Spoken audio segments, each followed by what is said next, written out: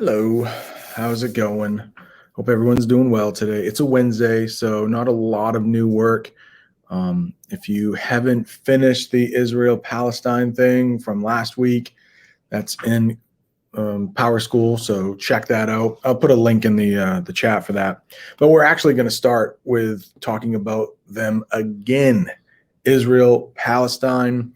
Maybe to refresh your memory, we can take a look at that area. And on this map, I actually have Maine here. So Maine is here, Israel, Palestine, right there. So if you make the map, big enough, you can fit both Maine and Israel together. But you can see they're surrounded by like Egypt isn't too far, Turkey isn't too far. So a lot of Iraq, Saudi Arabia, Syria. So in this little piece of land, mostly Jewish citizens, and surrounding it's mostly Muslim citizens. So there is definitely that struggle. We've talked about it. That struggle, religion does play a factor, but it's also land too. Ancient land, ancient sacred sites to each religion. They share a lot of that. Well, they're back in the news because our Secretary of State, his name is Anthony Blinken, Secretary of State. Let's talk about Secretary of State for a second.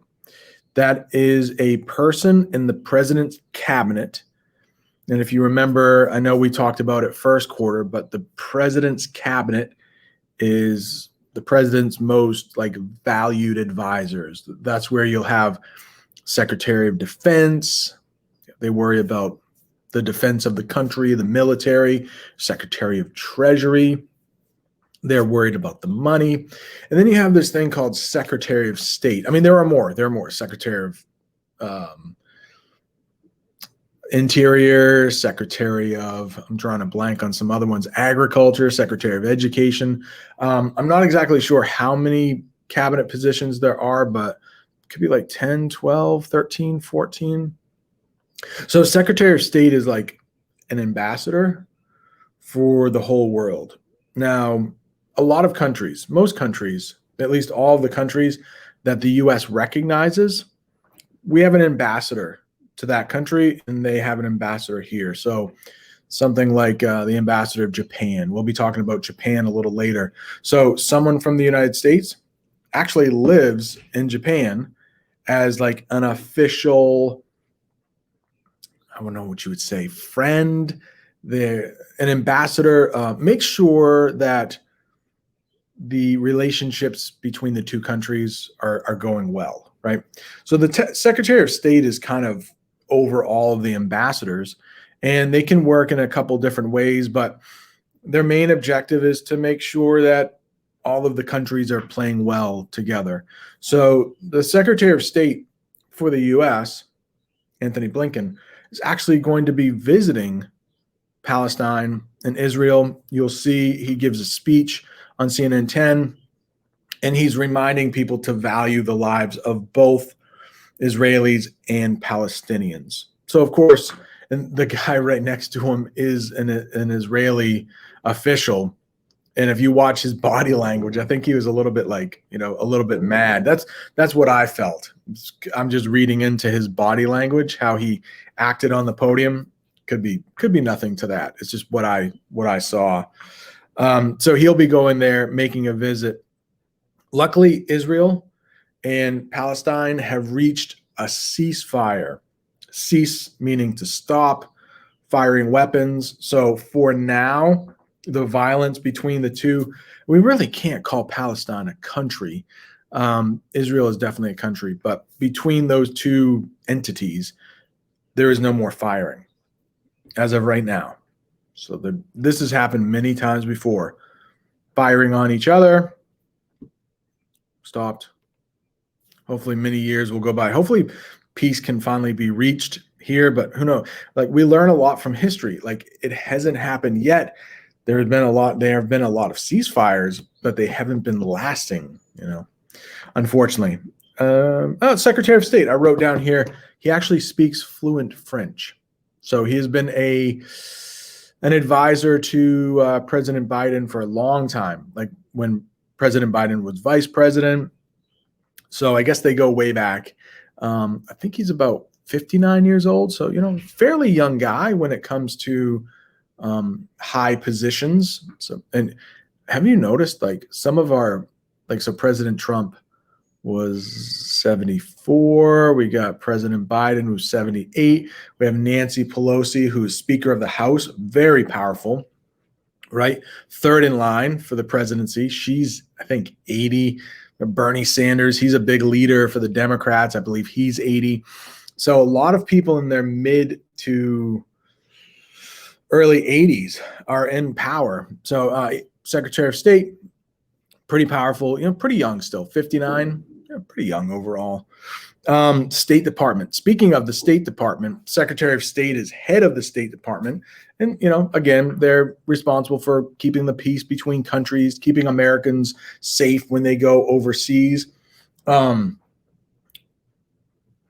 when COVID started, okay, so we're talking about a year ago, well, maybe 14 months ago, but right when all the borders shut down, like in March, there were some U.S. travelers that were stuck in various countries. Like they couldn't get out because of COVID restrictions, like the airports were shut down. The State Department would come in and, get them out of that country. They would work with the government. I can't remember what South American country it was. Let's say it's Colombia. I don't know if it was Colombia or not, but it was basically like, yeah, we're in total lockdown. Nobody can leave. And so the people, the American citizens who were stuck in Colombia, they would contact the U.S. government, and it's the State Department that would work on getting them freed, getting them out of there, working through the red tape, the things that held them there. Like, well, we have a special plane that will come pick them up. We'll take care of all the problems with COVID and whatever. So they did that for a few countries around the world. And the other thing they're doing right now is they are saying to the American people, Japan, don't travel there right now. It's not safe. In parts of Japan, you'll hear the statistics. It's like way less than we've ever been, the United States, but they are worried about the spread of COVID. They've done a pretty good job of controlling it. They're worried that it might get out of hand. We've been hearing that, in this class for quite a bit because of the Olympics, but only 2% still of Americans are fully vaccinated. So, and then the two more stories right here. Two more stories. Dogs and bees might be able to detect COVID. So watch that story. Instead of having to wait several hours for a test, or sometimes several days to find out if you've had COVID, you can have a dog come over, sniff, they got COVID.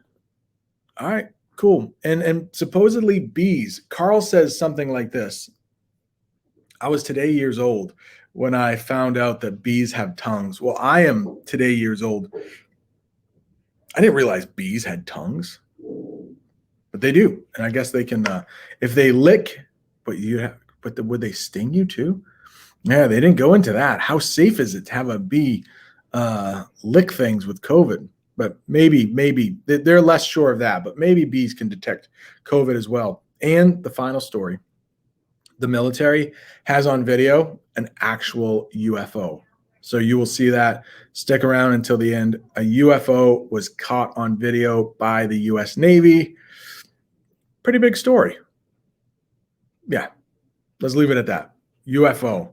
Tune in till the end for the UFO.